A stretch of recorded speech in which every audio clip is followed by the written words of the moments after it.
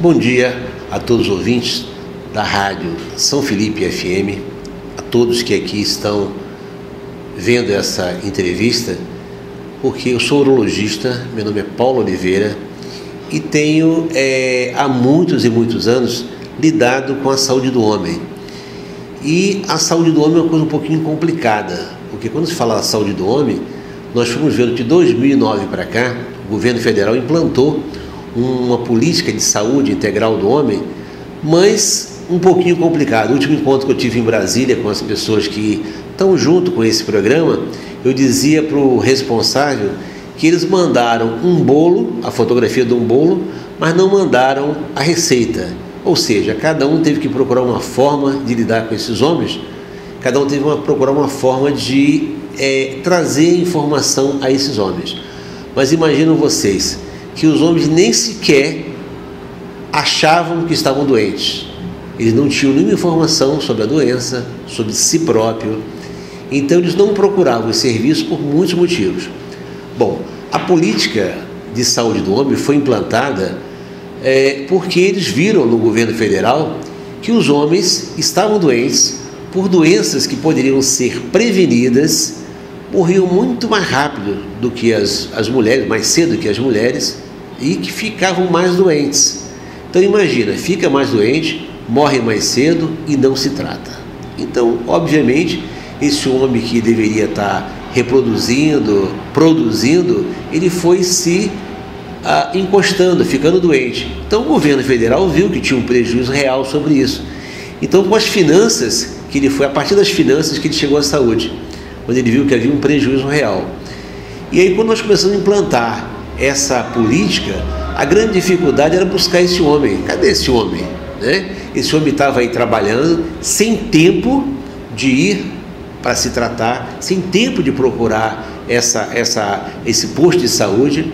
Os postos de saúde, por sua vez, não estavam preparados para isso.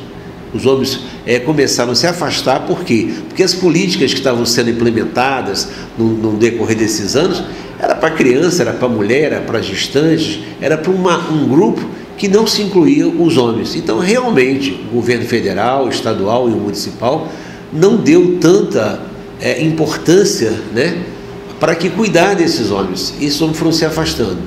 Muitas mulheres chegaram na saúde, e aí quando chega na saúde bota muita florzinha, pinta de rosa, e essas coisas foram afastando os homens dos postos. Então os homens aí, ficando mais doentes, procurando menos tratamento. Quando eles procuravam o tratamento, eles não sustentavam esse tratamento, ou seja, pegavam uma receita, botavam debaixo do braço e ia embora, pedia-se um exame, não voltava para mostrar, ou mostrava daqui 3, 4 meses depois, já não tinha mais validade nenhuma. Então nós começamos a procurar esses homens. Fizemos várias palestras nos horários que os homens poderiam, na verdade, à noite normalmente, pelas comunidades. Isso eu digo em outras cidades que foram implantadas a saúde do homem, porque nem toda cidade foi implantada a saúde do homem. E a partir daí começamos a buscar esses homens que eles queriam, que eles necessitavam. E vimos que eles precisavam principalmente de quê? De serem incluídos dentro da saúde pública e que eles fossem também informados sobre as doenças, porque eles não tinham a informação da doença, eles não tinham uma cultura.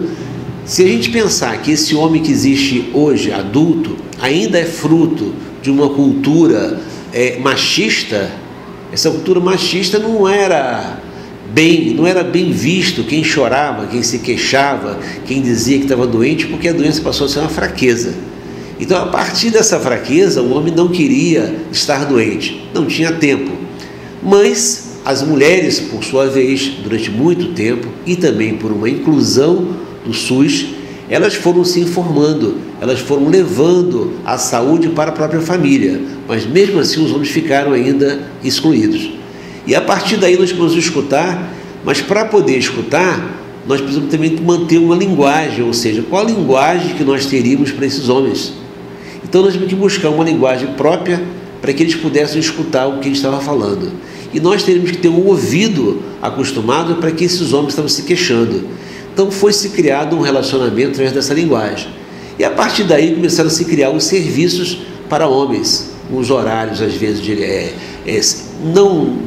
comum, né? Às vezes é à noite, às vezes domingo, às vezes sábado, ou seja, buscamos propiciar-nos uma forma de melhorar esse acesso.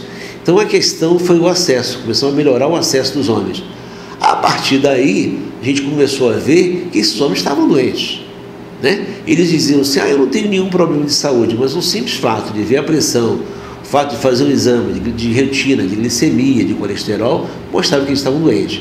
A partir daí, começamos a ter esses homens dentro dos consultórios, passamos a buscá-los também através dos agentes comunitários, como se faz com as mulheres, com as crianças.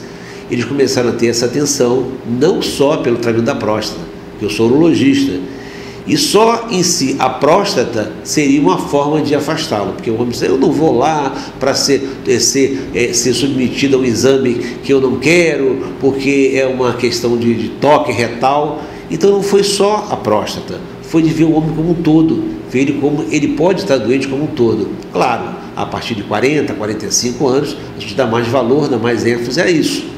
Mas ele tem que ficar doente, ele fica doente, não só a partir de 40, com 20, com 30, ou seja, informa a doença a qualquer época, mas ele tem que ter o acesso ao serviço.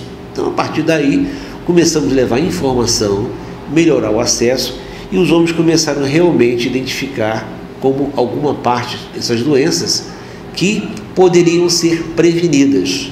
Por quê?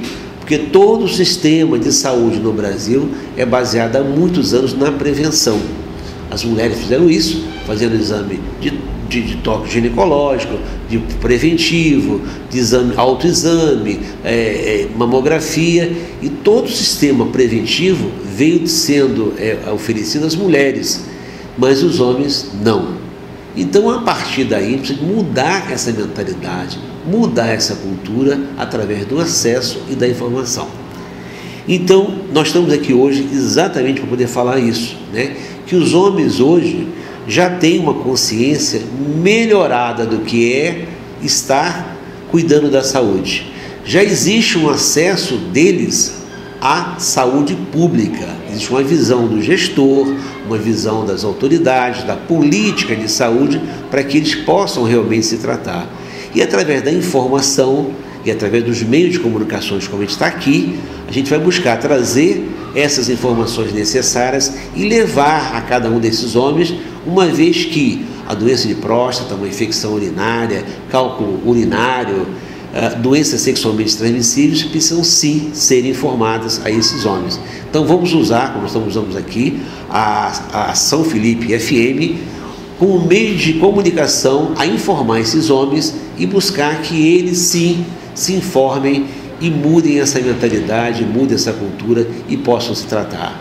Então hoje é o nosso informe inicial e vamos trazer em tempos e tempos as informações necessárias e que busquem também vocês nos procurar para que a gente possa saber o que vocês querem, quais são as informações necessárias e dentro do possível vamos trazê-las. A vocês muito obrigado e até a próxima.